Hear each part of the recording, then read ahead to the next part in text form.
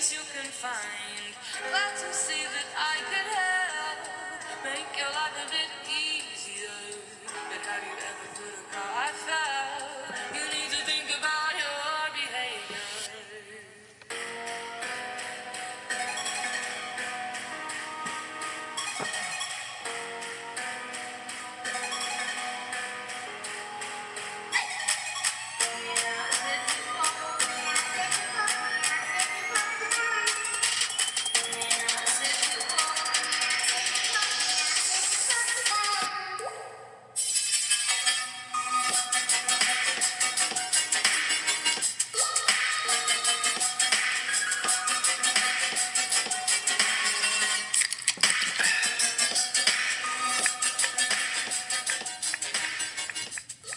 Yes, indeed. It's Friday, boys and girls, and welcome to, yes, another edition of Butch On Sports. Simply Butch is here. And as always, thanks for tuning in, and I appreciate it, and hopefully you do too. Some sports news that you can't get enough of. And yes, first and foremost, hopefully everyone is safe and sound. I mean that here. Safe and sound from the holiday extravaganza here. It lasted 3 days, Tuesday, Wednesday, and Thursday.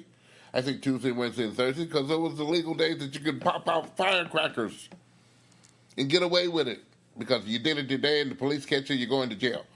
Okay. So far, so good with that one here. Let's go ahead on with sports news here. Let's start off first and foremost with our Detroit Tigers. Finally, I'll say it one more time. Finally, winning the game tonight here, evening up the series. Yes, evening up the series with the Texas Rangers. Ryan Gardenheimer, he's back in the fold again after a couple days off, as you did not hear or understand. On Wednesday, he got sick in Chicago in the dugout and was pulled from the game. Was not on the bench. And took an extra day, which was yesterday, in the Detroit Tigers fold here, as others took the place of the manager of Detroit Tigers, Ron Gardenheimer, who was raring to go today after a couple days of sweltering hot days and virus and stomach virus and dehydration combination there kept him off of the bench. But yes, he was back today, and maybe it kind of affected the Detroit Tigers a wee bit in this enthusiasm. Jordan Zimmermann and Bartolo Colon was on the diamond tonight. Bartolo Colon is 43 years old and still pitching with 240-something wins.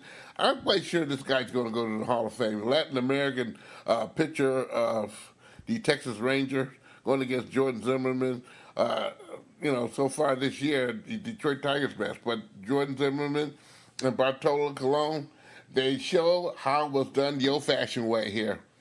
They didn't stand on the mound all doggone day. They got in there, took the ball, got the signal, pitched, and got out of a extraordinary 2-hour and 10-minute game. Unheard of in these days and age. The whole game, last 2 hours and 10 minutes, Detroit Tigers winning the game by a score of 3-1. Yes, 3-1 was the final score. McCann, 2-run homer. Kobe Jones, a 1-run homer, kind of an insurance run for the Detroit Tigers. Joe Jimenez pitched the ninth inning for his third save of the season, helping the Tigers in a 3-game losing streak by winning just for the third time in 17 games. Final score again is 3-1. Detroit Tigers winning Friday night on fireworks night in the city of Detroit there. We have Jordan Zimmermann. I took the time out to go in the locker room tonight here and got a little Jordan Zimmermann. And here he be. I'll try to make it as nice as I possibly can here. This is Jordan Zimmermann of the Detroit Tigers. Most since 2014, what was working well for you tonight? Everything. My slider is probably the best it's been in, maybe my whole career. It was really, really good tonight. I rarely missed with it. Curveball was exceptionally well. I mean, I feel like when the curveball's good, it keeps him off the slider and the fastball. And, it's like I told you guys before, when I'm out there and I got, curveball and slider both working, it's usually a really, really good night. And, tonight was the case. It was a good night and a quick night for the Detroit Tigers. Again, the whole game lasted 2 hours and 10 minutes. It was when they had to wait an extra 15 minutes to shoot off the fireworks because it wasn't dark enough. That's premium pitching there. If only all the games were that short. If only. I tell you. Detroit Tigers winning. They'll be at it tomorrow, 4 o'clock in the afternoon. Yours truly might go down there and partake in a little baseball and enjoyment there at Comerica Park tomorrow afternoon at 4 o'clock. The Detroit Tigers still at home, doing their thing, taking on Texas Rangers. Yes, indeed. Yep. Right now, it's time for, Summer League basketball. Yes, Summer League basketball, I do declare, is happening for the Detroit Pistons and a whole heck of a lot of teams going on in, yes, the National Basketball Association. Yes, the Pistons have hired Greg Polinsky as a director of player personnel, the league sources said, and that was confirmed by the Detroit News Thursday and ESPN's Andrea Wojciechowski first reported the hiring of the new one. Polinsky will oversee the scouting of departments and report to senior advisor, of course, Ed Stefanski. The two worked together previously in the Brooklyn Nets organization, which, as you know, to this day has not been snuffed. Stefanski's continued to add pieces to the front office. He hired Malik Rose as assistant general manager last week. Pat Garrity took on to be the holdover of the previous regime is another of the assistant GMs that Detroit Pistons are, looking into or have hired so far. I will say myself personally,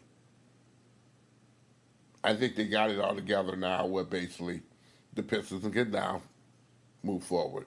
And if you haven't heard, Luke Kennard will be out for the summer. Knee sprain, won't play no summer ball. He'll be prepared for that one. Henry Ellison will get to him in just a moment here. Boy, oh boy.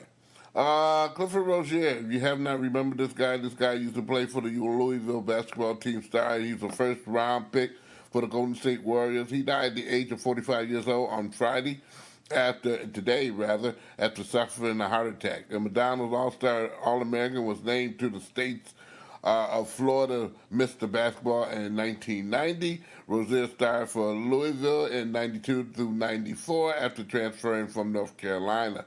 He's 6'11" in height. He was the center for Denny Crum's Cardinals back-to-back Sweet 16 appearances, averaging 15.7 points, 10.9 rebounds per game during the, again, 92-93 season, increasing that to 18.1 points and 11.1 rebounds the following years. He's going to be missed. Again, he was 45 years old. He suffered a heart attack. We have our condolences to the Rozier family and friends of Clifford Rozier. Also, some other news there. San Antonio Spurs' Tony Parker will not be a San Antonio Spur anymore. He has signed a contract with the Charlotte Hornets. Lead sources told Yahoo Sports. Parker, a four-time NBA champion, 2007 Final MVP, and six-time All-Star, will join Charlotte's head coach James Borrego, who was also a former assistant with the San Antonio Spurs. Parker is now reunited with his French national teammates Nicolas Batum, okay? I tell you, there's a lot of things happened with Tony Parker this final season. It wasn't one of his best. Of course, it wasn't one of his healthiest either. The Spurs remain in discussion with Parsons' deal. There's some significant interest from the Denver Nuggets. Also, the Hornets gave significant interest in him. He ended up finally signing on with the Hornets. He's going to 9 times out of 10 back up Kimbo Walker in the lineup there. And also, if you did not heard, the short and confusing world of Carmelo Anthony is going to end in Oklahoma City. Oklahoma City announcing to ESPN that they're not going to re-sign him. They're going to let him go during the summer via either trade or just buy out his contract there. The 34-year-old forward will either be traded again. I told you that. But again, no team has showed interest in Carmelo Anthony, who's been old, of course, there, getting older. He should be some prime cut for some team. But again, massively gaining weight and also getting older in stature there. And plus the healthy contract that he has not influenced other teams to run and sign Carmelo Anthony quick, fast, and in a hurry. In a separate game tonight, I forgot also to remind you there, the Pistons is also participating in the Summer League at the MGM in Las Vegas. They got their rear end kicked into a no, not one. They lose 90-63 at Cox Pavilion on Friday night there. The Pistons getting beat up by the Milwaukee Bucks Summer League team. A tremendous beating indeed. Tremendous. Finally, or maybe not finally here, World Cup action was today here. The first round of the quarterfinals is in the books there. Here are the teams that's going to the semifinals. France will go to the semifinals after beating Uruguay, score 2-0. And Brazil, they lose to Belgium by a score of 2-1. Belgium will go to the semifinals. They will play France in one half of that. And today, yes, Saturday, 10 a.m., you'll see England versus Sweden. Both of those teams are 2-1. Who cares? The winner will go to the semifinal. The loser will maybe drop down in some kind of capacity. Who knows here? Russia and Croatia here. That will be the final game of the quarterfinals. That's going to start at about 2 o'clock our time. Big, huge game for Russia there. They can make it to the semifinals with a win over Croatia there. Indeed, that will have a lot of interest indubitably there. Again, the winners going to the semifinals. That will be taking place on Tuesday and believe Wednesday there. I don't believe they're going to do them both in the same day. They should, but we'll see. Of course, next week, finally will be, I think, the 15th. Next Sunday will be the day of reckoning for the World Cup, as we'll see the finals be played there. Also, they have a third place game in store for the runners-up of the semifinals will take place in that third place game there for medals and goodies and stuff like that there. I tell you, stuff like that there. Quick reminder here.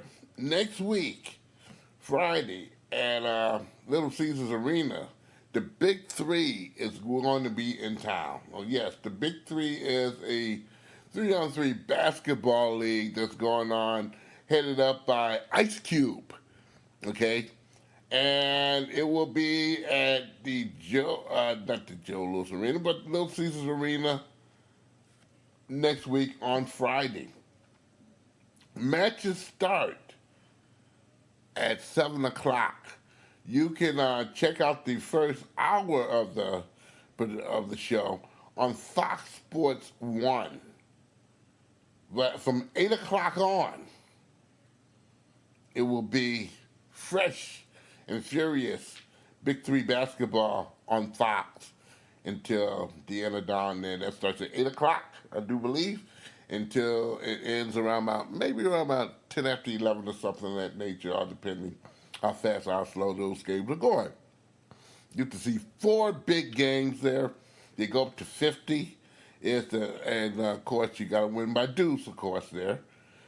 So it's going to be pretty unique indeed. Some of the older players that you haven't seen in a long time will be appearing on the big 3 matches there. I thought I would just tell you all about that. Next Friday, yes, the 13th, they'll be at Little Caesars Arena in Detroit. Okay, getting that all done and finishing that up there quickly. We're done. Yes, I believe we are done for the weekend. We will be back on. Definitely be back on. We'll be back on Tuesday night. Yes, we will. Tuesday night we'll be back on. Of course, I remind you to catch Butch On Sports on Facebook. Butch On Sports on Facebook. You can get the latest podcasts streamed to you there. Also, you can catch it on Podomatic.